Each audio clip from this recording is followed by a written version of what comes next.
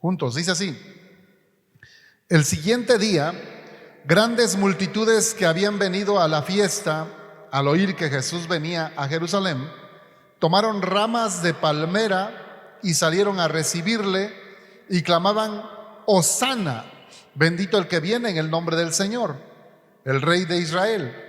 Y halló Jesús un asnillo y montó sobre él, como está escrito: no temas, hija de Sión, he aquí tu rey viene, montado sobre un pollino de asna.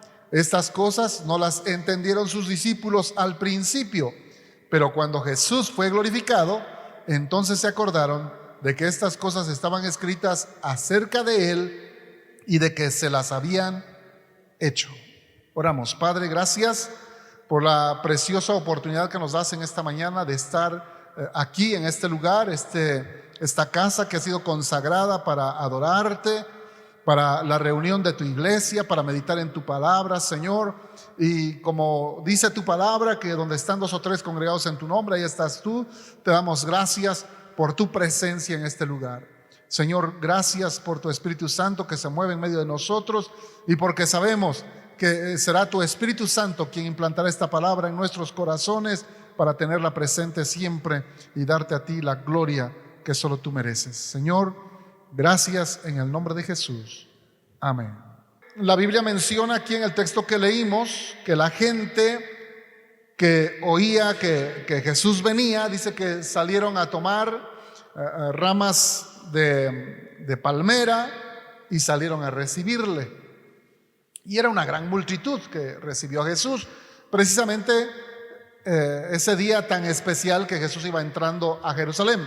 Ya Jesús había ido varias veces a Jerusalén, pero esta ocasión es una ocasión muy, muy especial, porque fue la única vez en que fue aclamado de esta manera.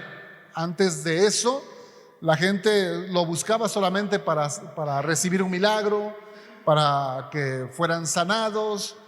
Sí, muchos se reunían para que Él les predicara. Ellos estaban contentos con la palabra de Dios que recibían de parte del Señor, pero en esta ocasión especial ellos lo están proclamando, están fervorosos, fervientes, como si todo lo anterior que el Señor hubiera hecho hubiera sido una campaña política. ¿A cuántos les gusta la política? ¿Cuántos han estado en las campañas? ¿Cuántos han estado ahí entre la grande multitud y gritando por su candidato, ¿no? A mí no me gustan esas cosas, pero a algunos les apasionan. Y en esta ocasión era algo semejante. En realidad, la gente no sabía todavía que Jesús había venido con un propósito espiritual.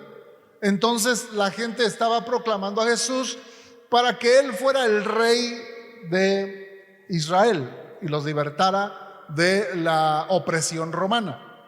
Pero para no adelantarnos, vamos en orden.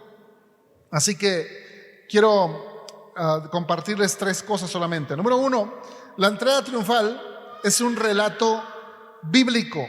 Quiero decirles algo. La entrada triunfal de Jesús a Jerusalén no es solamente, o más bien no es una invención humana, no es algo que la tradición haya inventado o que la religión haya inventado. Es un hecho histórico, plasmado en los 4 evangelios que tenemos en la Escritura. Si vemos a la Biblia como un libro histórico, entonces podemos encontrar en ella muchos datos que realmente ocurrieron, en toda la Biblia. Lo he mencionado en otras ocasiones. Todo lo que dice la Biblia se puede corroborar. Las ciudades, los lugares, todo se puede corroborar. Incluso los nombres de personas, los nombres de reyes, los nombres de personajes importantes que menciona la Biblia. Todo se puede comprobar a través de la historia, incluso a través de la arqueología. La arqueología ha ayudado mucho, esa ciencia que se dedica a buscar restos de ciudades antiguas, de culturas antiguas. Ellos han ayudado mucho para corroborar las Sagradas Escrituras, porque gracias a Dios ha habido muchas excavaciones allá en el territorio de Israel y han ido encontrando lugares y han encontrado vestigios de personas que menciona la Biblia y que verdaderamente existieron. Todo lo que menciona la Biblia es un relato histórico. No es un cuento, no es un invento, no es una novela, es un relato histórico. Sucedió. Incluso como dato en esta hora, como un dato adicional, puedo decirles que uno de los últimos hallazgos que han hecho los arqueólogos es que encontraron el lugar exacto donde se encuentra el estanque de Siloé, allá en Jerusalén. Así que si alguno ha leído la Biblia y sabe de qué se trata ese asunto, qué pasó en ese estanque, qué ocurrió en ese lugar, bueno, ahora sabe que ese lugar es ciertísimo, es verdadero. Lo acaban de descubrir los arqueólogos, porque independientemente de que lo menciona la Biblia, los científicos andan buscando esos lugares para corroborar, principalmente científicos cristianos, evangélicos, andan buscando estas cosas para acentuar que realmente la Escritura es verdad. Amén. Así que la entrada triunfal, dijimos, es un relato bíblico. La entrada triunfal se refiere a Jesús llegando a Jerusalén en lo que conocemos como el Domingo de Ramos. Aunque, déjame decirle algo, bíblicamente hay pocos datos que nos aseguren que Jesús entró a Jerusalén en domingo. Tradicionalmente se celebra así, Domingo de Ramos, pero no necesariamente entró Jesús en un domingo. Sí entró, pero no precisamente un domingo. Sí, incluso hay datos en este mismo capítulo que le estoy dando, no voy a ahondar mucho en eso, pero en los primeros versículos dice: 6 días antes de la Pascua. Y si tradicionalmente se celebra la Pascua el Jueves Santo, ¿se acuerdan que el jueves, un día antes de la crucifixión, el Señor Jesús celebró la Pascua con sus discípulos? Lo vamos a ver un poco más a detalle el día jueves. Y la Pascua era esa celebración donde ellos tenían la orden, el mandato de parte de Dios a través de Moisés, en el libro de Éxodo, cómo es que tenían que comer el corderito, cómo lo tenían que asar, con qué hierbas y el estilo, la forma de comerlo. No era así como un banquete tradicional que tenemos nosotros ahora, ¿no? Que adornamos la mesa, que ponemos los centros de mesa, las sillas, todo así hasta... No era, ni incluso no era como les gustara. Ellos tenían que guisarlo conforme el mandato bíblico y comerlo apresuradamente, dice la Biblia. Esa era la Pascua, que les recordaba el momento en que el pueblo de Israel salió de la esclavitud de Egipto. Lo celebraban en ese día. Ahora, si la Pascua fue en jueves, 6 días antes, haga la cuenta, ¿cuándo nos cae? A ver, haga una retrospectiva. Miércoles, martes, lunes, domingo, sábado, viernes. Qué cosas, ¿no? Entonces pudo haber entrado el Señor a Jerusalén en viernes. Así que no necesariamente fue domingo, pudo haber sido un viernes antes, porque la Biblia dice 6 días antes de la Pascua. Así que Jesús, lo importante del texto es que Jesús entró, Jesús llegó, Jesús entró a Jerusalén y ese día la gran multitud lo proclamó. La historia de la entrada triunfal es uno de los pocos eventos en la vida de nuestro Señor Jesucristo que lo relatan, como dije antes, los 4 evangelios. De hecho, 3 de los 4 evangelios los conocemos como sinópticos. ¿Qué quiere decir sinópticos? Sinópticos quiere decir que son idénticos, muy parecidos, son casi iguales. El evangelio según San Mateo, el evangelio según San Marcos y el evangelio según San Lucas son igualitos. Bueno, hay mucha diferencia en cuanto a capítulos. Mateo tiene 28, Marcos tiene 16, Lucas tiene 24. pero mencionan casi los mismos detalles, los mismos eventos, los mencionan esos tres evangelios. Por eso se llaman evangelios, ¿qué? Sinópticos, así se les llama. El único evangelio que es un poco diferente es el evangelio según San Juan, porque el apóstol Juan se enfoca más en la divinidad de nuestro Señor Jesucristo que en su vida carnal o terrenal. Así que el apóstol Juan va más hacia el asunto de que Jesús es Dios y a esa misión específica que tenía de salvar a la humanidad. Por eso cuando hablamos del evangelio, cuando hablamos de la salvación de las almas, mucho nos enfocamos en el evangelio según San Juan, porque el propósito de Juan era poner a Cristo, a Jesús, como Dios el Salvador, como Cristo el Salvador. Amén. Así que el evangelio de Juan es el único un poco más diferente, un poco diferente a los demás, pero en este relato específico también lo menciona. Juan menciona este relato de la entrada triunfal, que es el que leímos hace un rato. Ahora, mientras ellos están allí recibiendo a Jesús, imagínense al pueblo de Jerusalén, o la ciudad de Jerusalén, semejante a este pueblo. Imagínense, tiene 4 entradas, bueno, aunque este nada más tiene 2, pero imagínense que tiene 4 entradas, y Jesús viene por una entrada de ellas. La grande multitud se reúne, miles de gentes saben que viene Jesús, lo quieren poner como rey de Israel. Entonces la gente está ahí muy emocionada. Dice que van, cortan palmeras o ramas de palmeras y las traen porque Jesús viene. Y Jesús viene montado en un pollino. ¿Qué es un pollino? Un burrito tierno, un asno. Dice que era un burro o un asno, un pollino que nadie había montado. Ese es un dato que lo da otro evangelista. Nadie había montado un asno. Ahora, ese pequeño detalle de que a ese asnillo nadie lo había montado, habla de la realeza de Jesús. Incluso habla del sacerdocio de Jesús. Investigando en el Antiguo Testamento nos damos cuenta cómo todos los utensilios que debería utilizar un sacerdote para el ritual tenían que ser nuevos.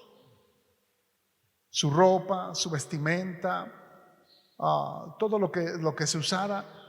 Incluso los corderitos, los animalitos que se llevaban para el sacrificio tenían que estar perfectos, sin defecto. Y cuando el sacerdote se quería casar, no se podía casar con cualquier persona, con cualquier mujer. Tenía que ser, dice la Biblia, con una mujer virgen. Así que no podía tomar como esposa a una divorciada, a una dejada, a una así, y se siente feo tal vez, ¿no? Pero en el caso específico del sacerdote, Dios le había dicho, tienes que casarte con una mujer virgen.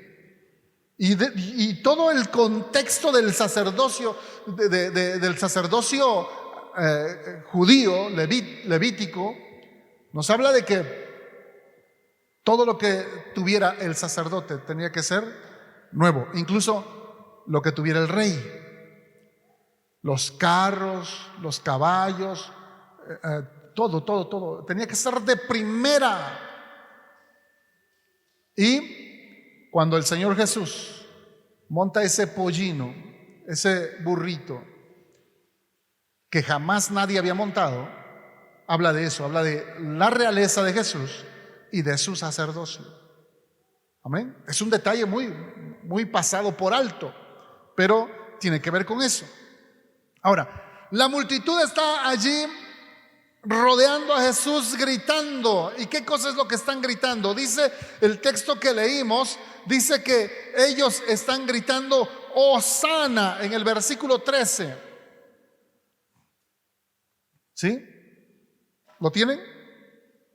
Dice, tomaron ramas de palmera y salieron a recibirle y clamaban, Hosana, bendito el que viene en el nombre del Señor, el Rey de Israel. Incluso hay algunos cantos ahora que tienen esa palabra. Estaba recordando hace un momento una canción de Erickson Alexander. No sé si la tengan por ahí y la podemos cantar al final.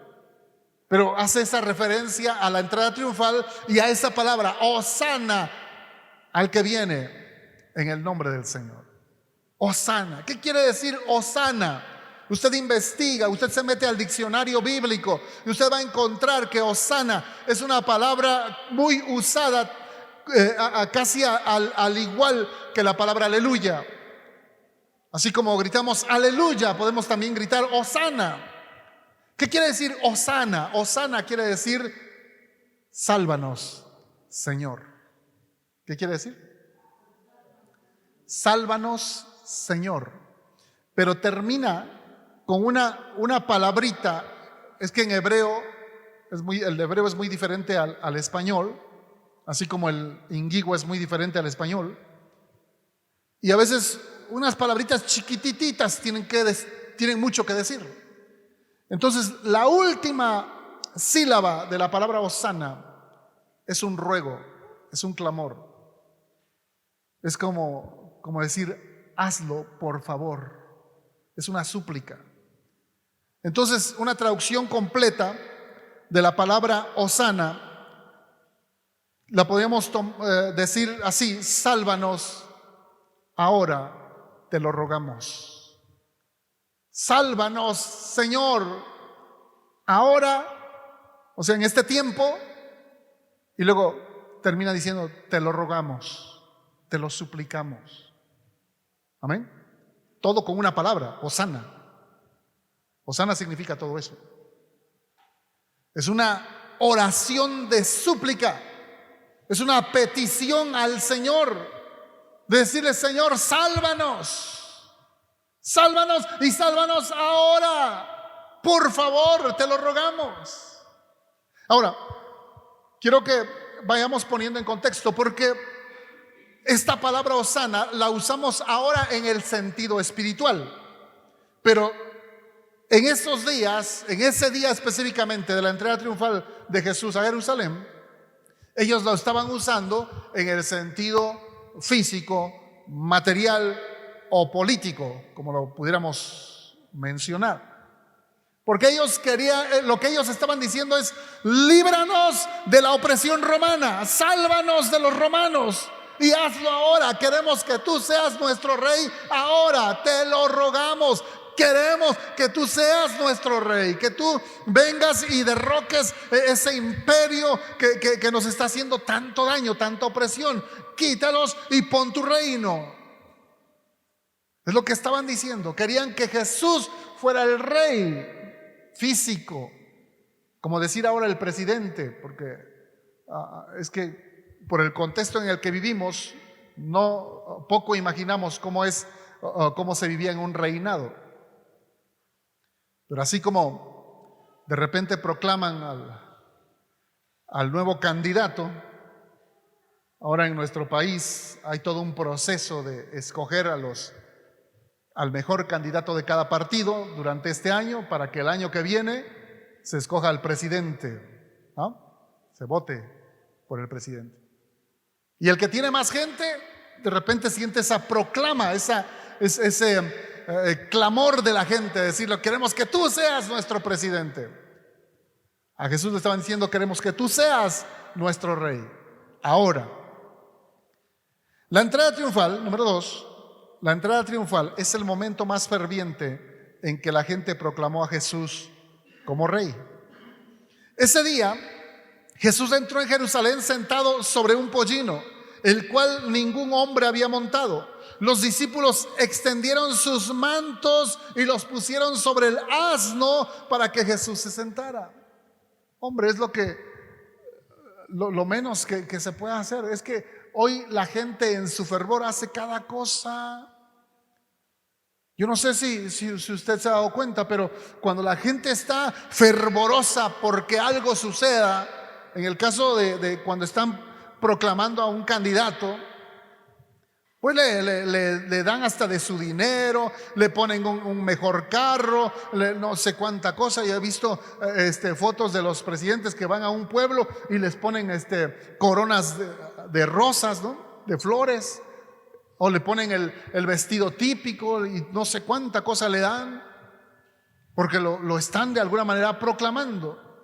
Al Señor Jesús, sus discípulos le pusieron sus mantos sobre el asno para que no le lastimaran las costillas del asno, ¿no?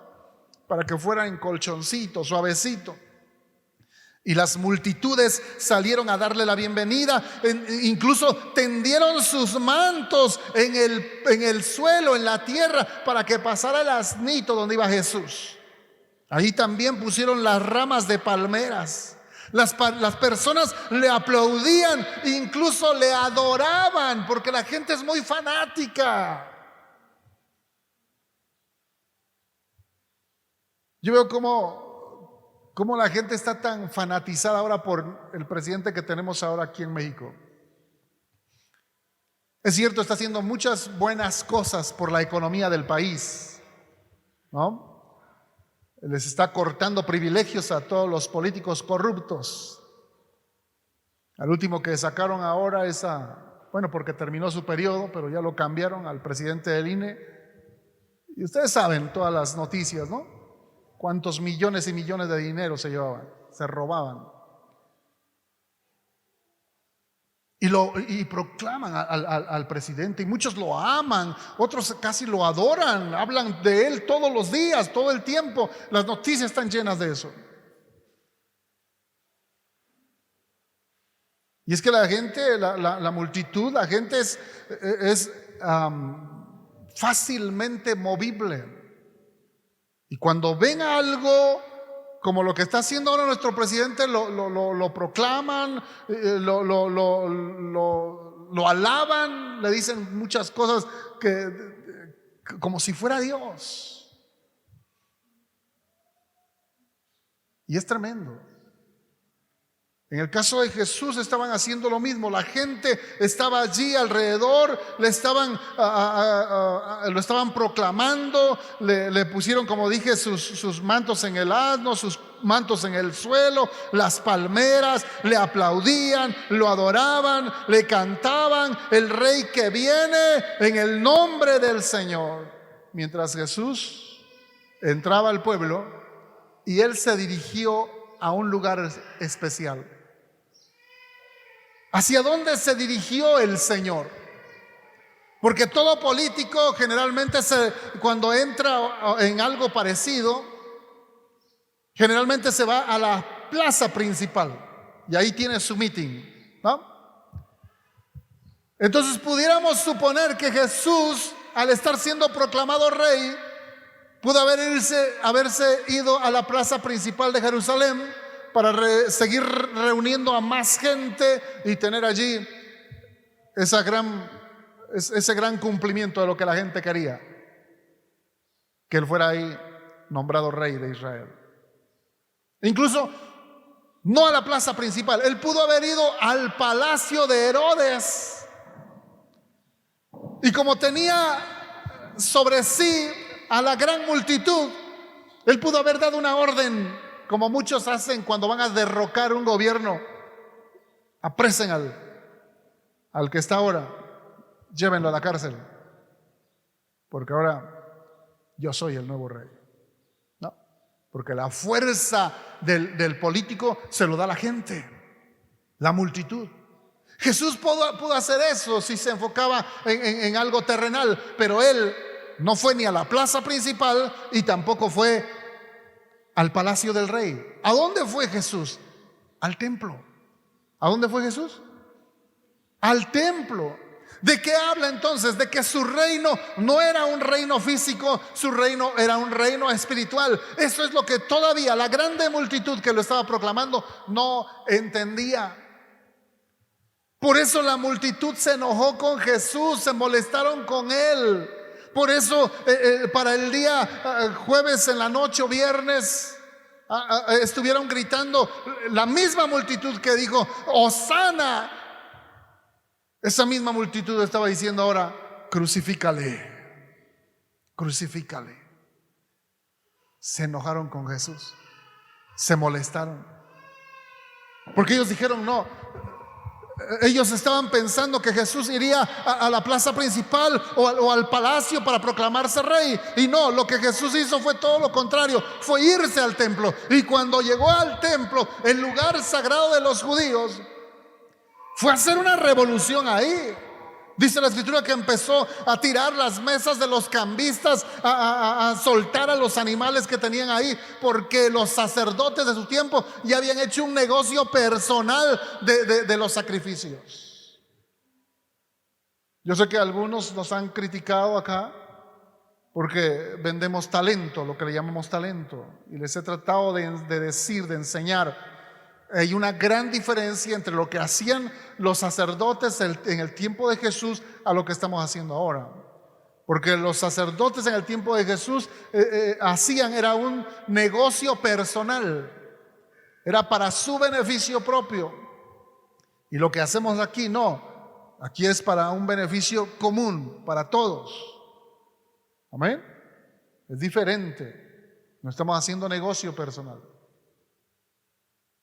Pero el Señor Jesús llegó ahí a tirar las mesas de los cambistas. ¿Qué eran esas mesas de los cambistas? No era otra cosa sino que cambiar las monedas extranjeras, porque venía gente de muchos países, judíos, israelitas que vivían en otros países, en otras naciones, y traían la moneda de su país. Y cuando llegaban ahí a Jerusalén para adorar al Señor, tenían que cambiar su moneda por la moneda del lugar. Entonces estaban ahí los cambistas.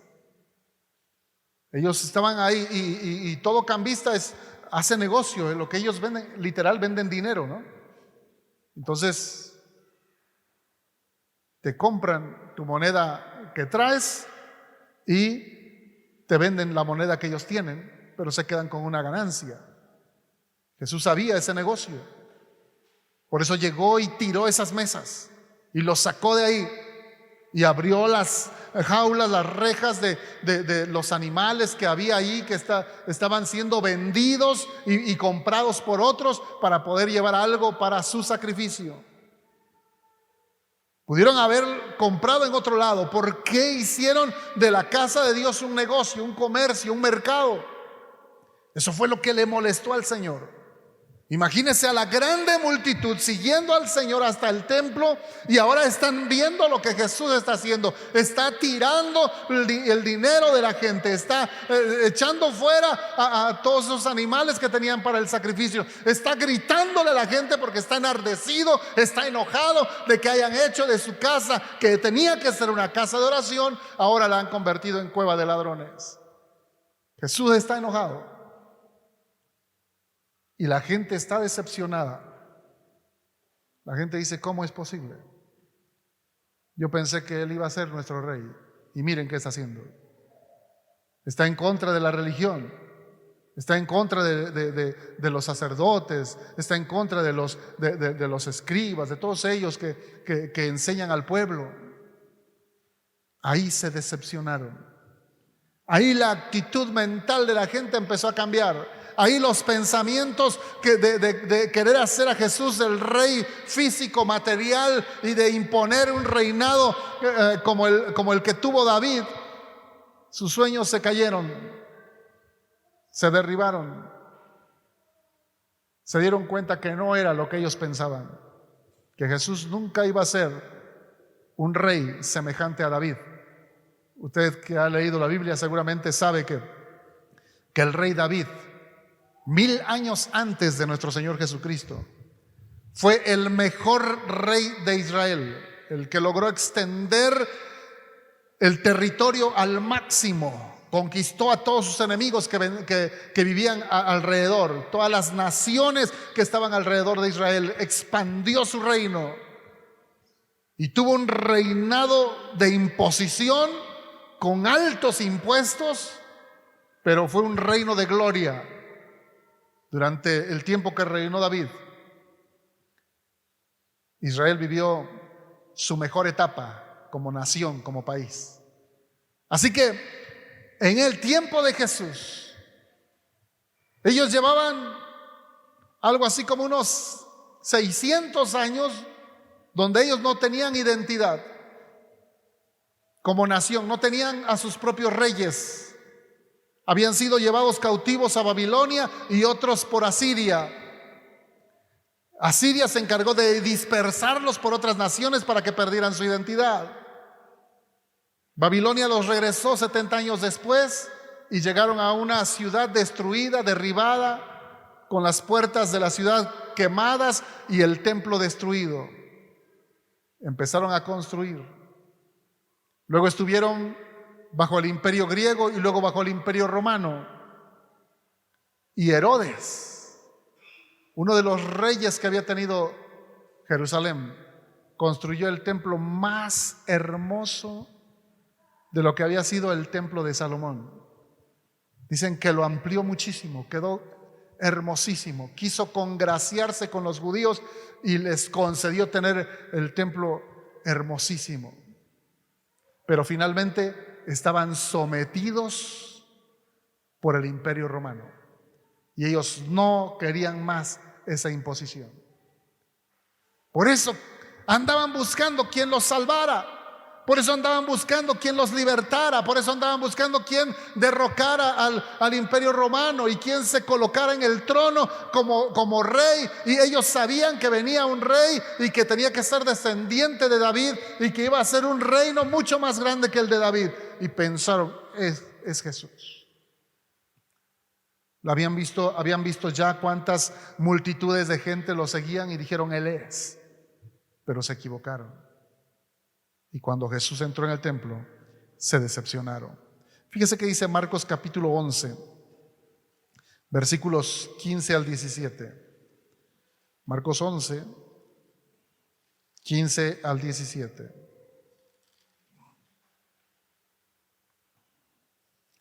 Dice, vinieron pues a Jerusalén, y entrando Jesús en el templo, comenzó a echar fuera a los que vendían y compraban en el templo, y volcó las mesas de los cambistas y las sillas de los que vendían palomas, y no consentía que nadie atravesase el templo llevando utensilios.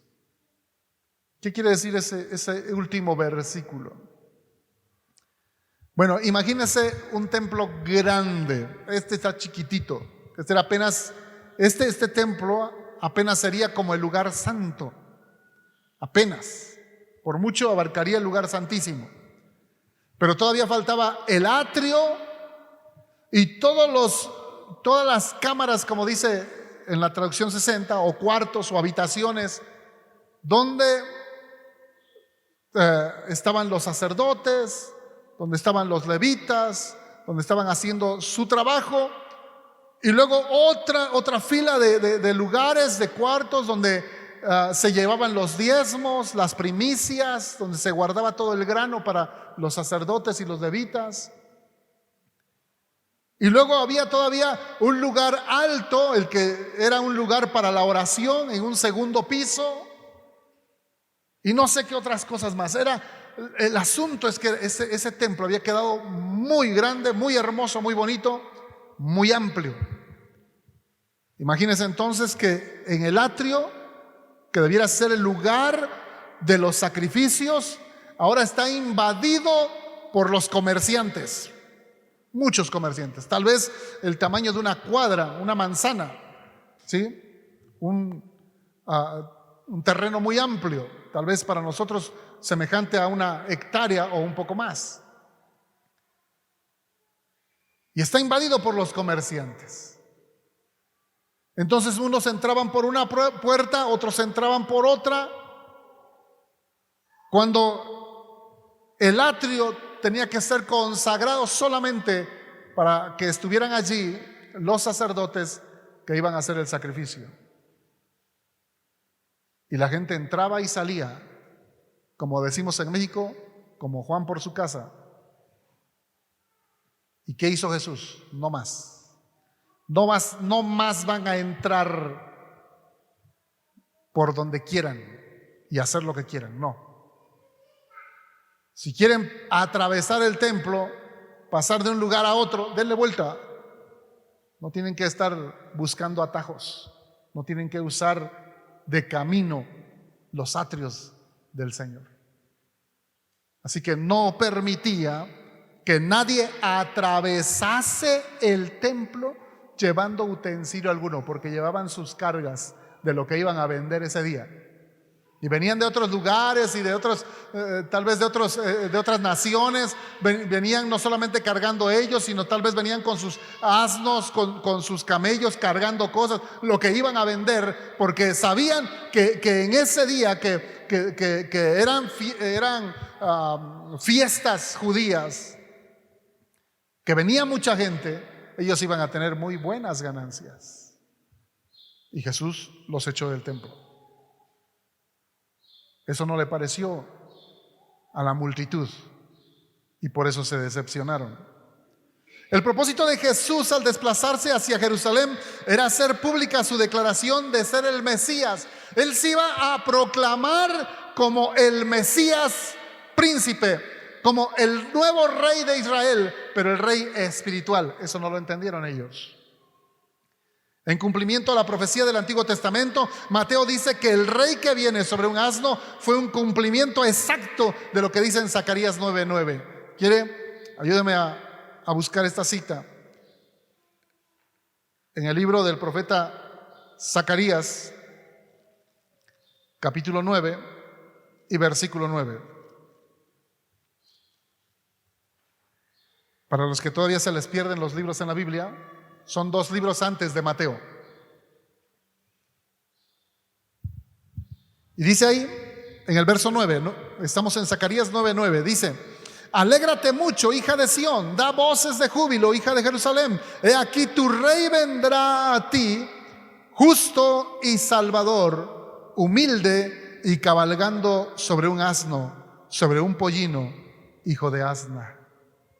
Fíjese qué preciosa es la profecía. Zacarías, quien profetizó unos 500 años antes de Jesús, antes de que Jesús viniera, él ya vio la entrada triunfal. Oiga bien, la diferencia entre un verdadero profeta y un falso profeta. Un verdadero profeta ya vio lo que viene, ya lo vio, ya lo vivió, ya estuvo ahí. En el futuro, ya lo vio. Así que lo que él está profetizando es sí o sí, porque ya lo vio. No está inventando. El falso profeta solamente habla a ver si le atina. No sé si puede encontrar ahí la diferencia. Pero actualmente hay muchos falsos profetas. No es que Dios los haya llevado hacia el futuro para ver lo que va a suceder.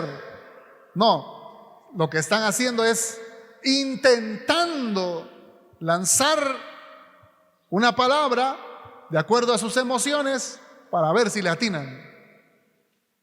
Y entonces caemos en que la gran mayoría de profetas que existen en nuestros días son falsos.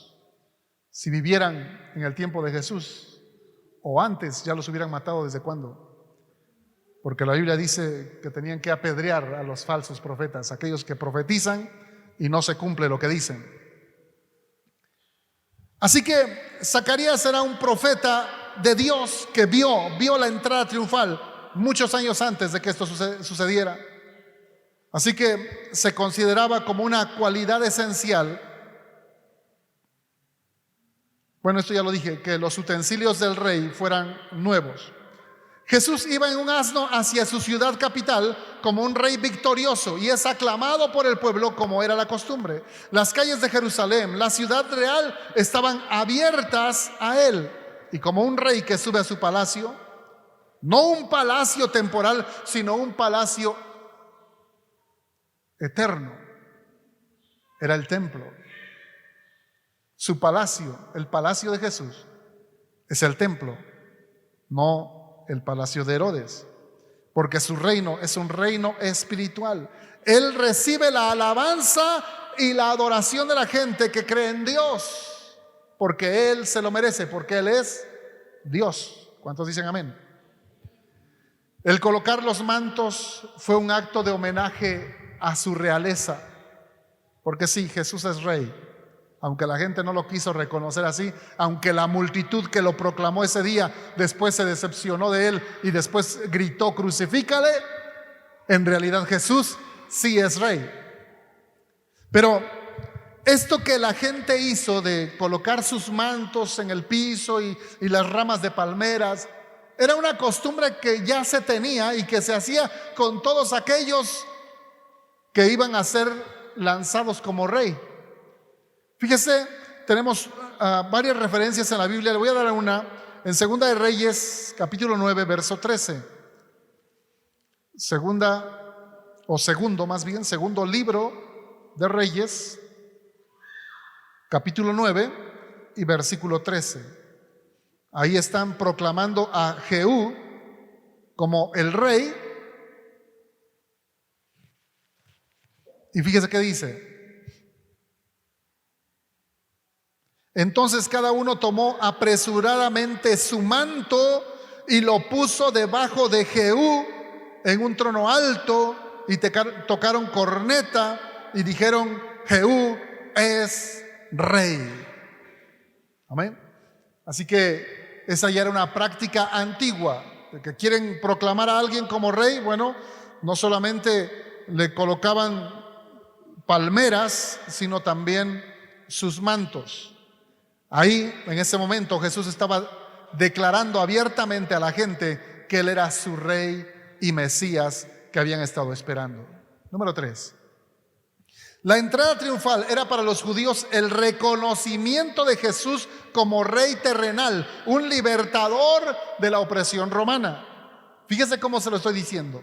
La entrada triunfal para los judíos, o para la gran multitud, era el reconocimiento de Jesús como un rey terrenal. Ellos lo reconocían como su rey terrenal, no como su rey espiritual. Hasta hoy los israelitas siguen esperando a su rey terrenal, a ese Mesías profetizado en el Antiguo Testamento. ¿Por qué? Porque no reconocieron a Jesús como ese rey. En ese momento específico de la entrada triunfal, sí, la gente estaba reconociendo a Jesús como su rey, pero ellos querían que reinara físicamente, no espiritualmente. Desafortunadamente, la alabanza que el pueblo derramó sobre Jesús no fue porque le reconocieron como el salvador de su pecado.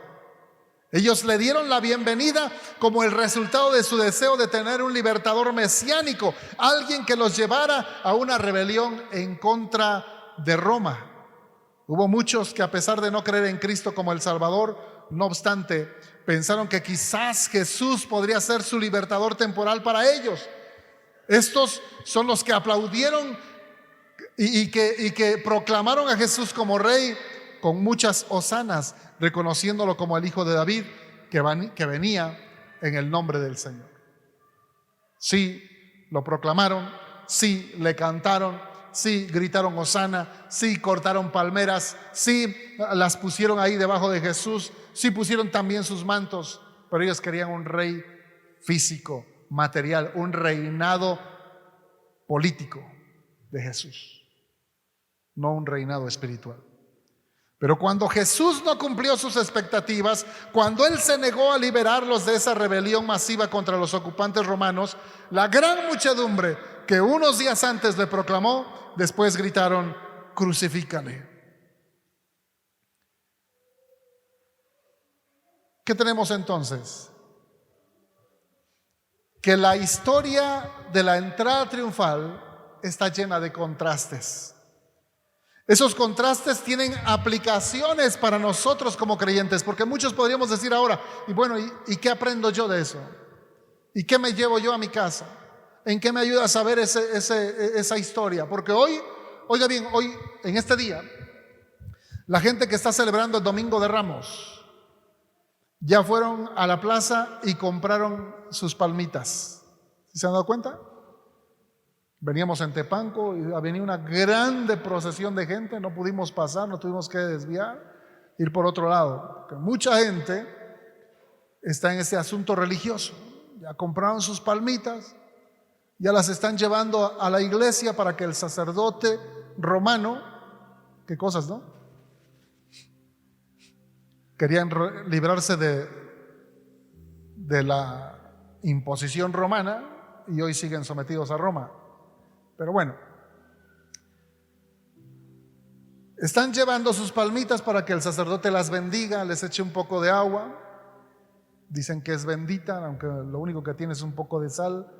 A los que bien les va, los que no agarran del agua que encuentran y les echan esa agua. Y la gente, con que le caigan unas gotitas de agua a su palmita, dicen: ya está bendita mi palmita. Y lo llevan a su casa y lo ponen en la entrada de su casa o en algún lugar especial o sobre un altar. Y ellos creen en su corazón que porque esa palmita recibió un poquito de agua, ahora ya es bendita. Y como esa palmita es bendita, ahora va a bendecir mi casa. Y puedo yo vivir como quiera y hacer lo que quiera y ser adúltero, fornicario, borracho, mal hablado y todo lo que sea, pero como tengo mi palmita, ahora mi palmita me bendice. Y quiera o no, esa gente que está cegada, que no tiene a Cristo en su corazón, que sigue las tradiciones de este mundo, se van bien contentos a su casa porque llevaron su palmita, ya la bendijo y ahora están llevando bendición a su casa. Y el cristiano que viene a recibir palabra y escucha la historia de Jesús entrando en ese día precioso a Jerusalén, siendo proclamado por muchos,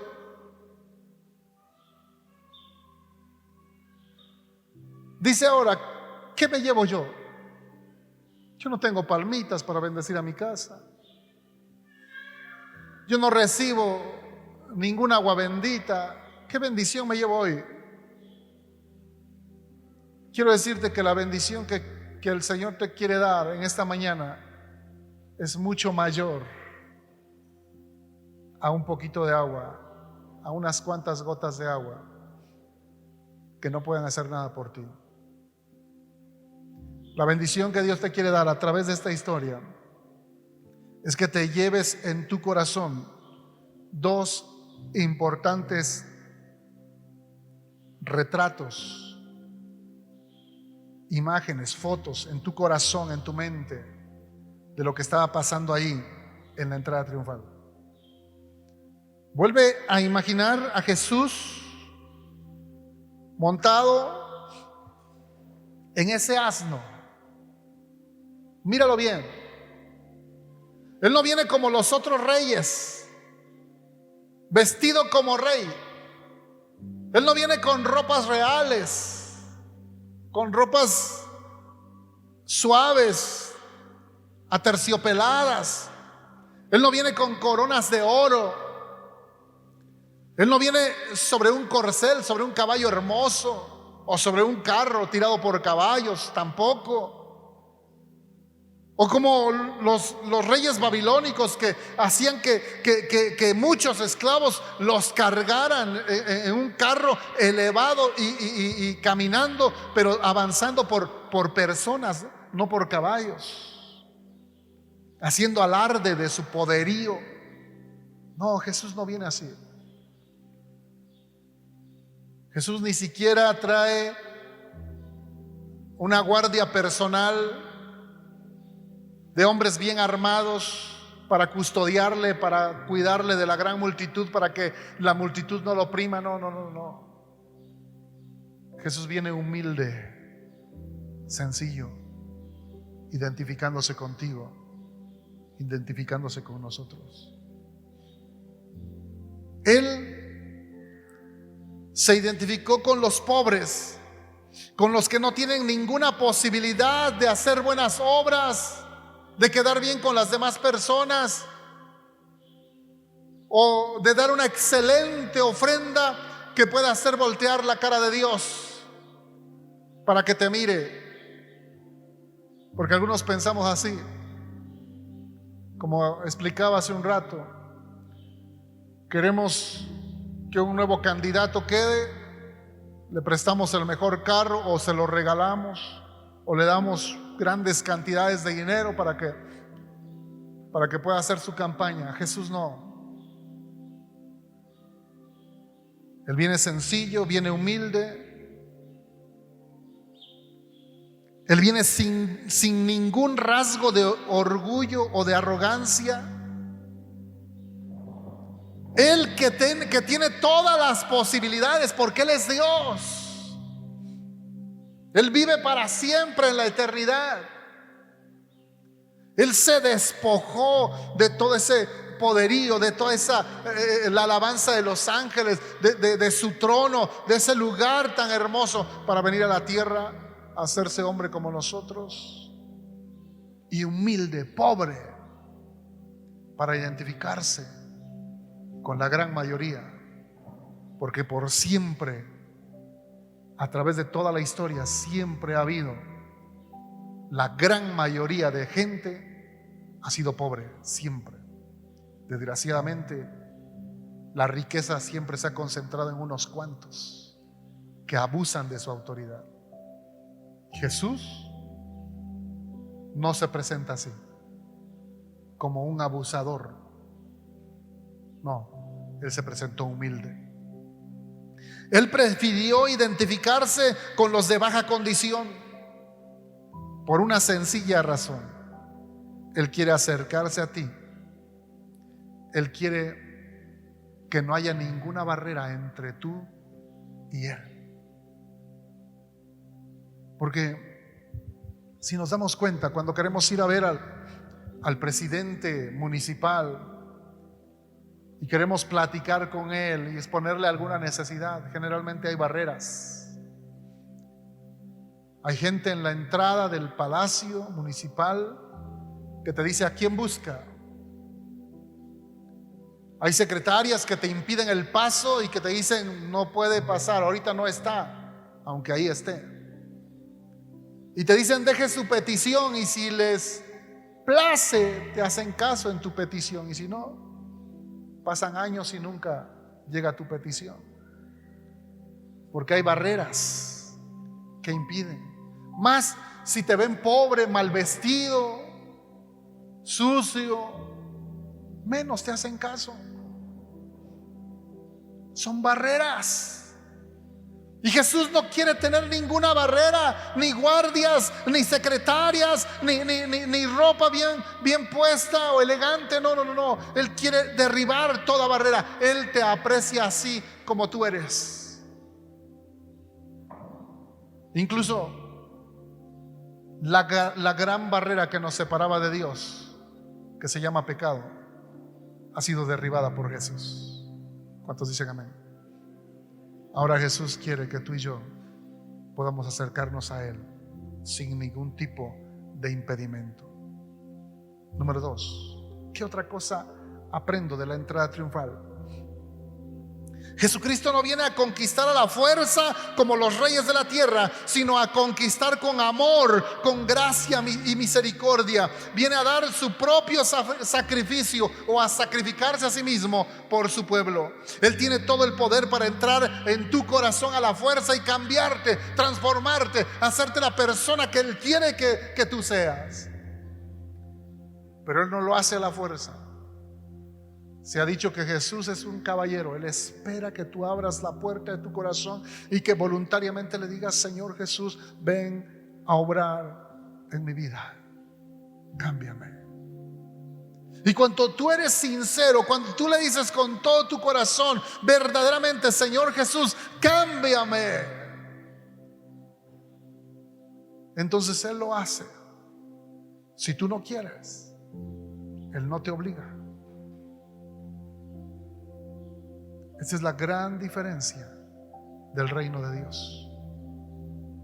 Si alguien está aquí en esta iglesia y está sirviendo y está invirtiendo su tiempo y está invirtiendo su dinero para hacer todos estos trabajos manuales, que se están levantando temprano los días sábados para ir a dar la clase, a veces sin desayunar. Las hermanitas que tienen sus niños, sus bebés, están sacrificando a sus hijos también para venir y dar una clase a los pequeños. No solo los días sábados, también los días domingo cuando tenemos escuela dominical, iglesia infantil, los que están yendo ahora a San Luis y los ministerios que se levantarán, músicos que ahora están pasando muchas horas cada semana ensayando para que puedan alabar al Señor. Todo es voluntario, porque Jesús ha llegado a conquistar nuestros corazones, no con armas, sino con su amor. ¿Cuántos dicen amén? Él te ofrece el perdón y si te acercas arrepentido y voluntariamente a Él, el Señor te ofrece, así como te ofreció la vida eterna, Él te ofrece un cambio de vida, un crecimiento espiritual. ¿Sabes? Solos no podemos. Hemos estado hablando con nuestras hermanas que han estado predicando una serie acerca de santidad y cómo es que Dios nos pide que vivamos en santidad y cómo Dios nos exige incluso que vivamos en santidad. Pero tenemos que aprender algo: solos no podemos, necesitamos la ayuda de Dios, necesitamos su Espíritu Santo. Queremos crecer espiritualmente, necesitamos su ayuda. Queremos servirle con todo el corazón, necesitamos su ayuda. Solos no podemos. Vendríamos a ser como los fariseos. ¿Cómo eran los fariseos? Los fariseos eran hipócritas, dice la palabra. El Señor Jesús acusó mucho esto en contra de los fariseos. Fariseos y escribas hipócritas, que le imponen a la gente muchas reglas, muchas cargas, y ustedes no las quieren mover ni con un solo dedo. Pero el cristiano genuino no impone cargas, sencillamente sirve con todo su corazón, porque Jesús le conquistó con su amor. El famoso texto que usted y yo conocemos de Juan 3:16 dice: porque de tal manera amó Dios al mundo. ¿Qué más? Dígamelo fuerte. Otra vez todos juntos. Porque de tal manera amó Dios al mundo, que ha dado a su Hijo único, para que todo aquel que en Él cree no se pierda, mas tenga vida eterna. Y el verso 17 dice: porque no envió Dios a su Hijo al mundo para condenar al mundo, sino para que el mundo sea salvo por Él. Jesús quiere salvar al mundo, pero hay muchas barreras que le impiden. Hay barreras de religiosidad, hay barreras de malos testimonios. ¿Sabe? Ayer hablaba con un hermano de acá de San Marcos, y él intentó hacer una obra aquí.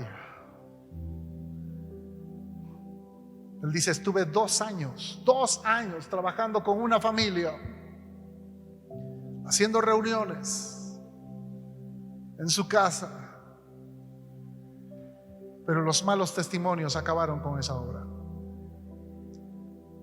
Le dije: no te preocupes, yo te entiendo. Yo estuve 4 años yendo a la sierra, 4 años trabajando con 3 familias o 4, y los malos testimonios acabaron con esa obra. Adulterio, fornicación, muchas malas decisiones acabaron con esa obra. Entiendo eso. Muchos han venido,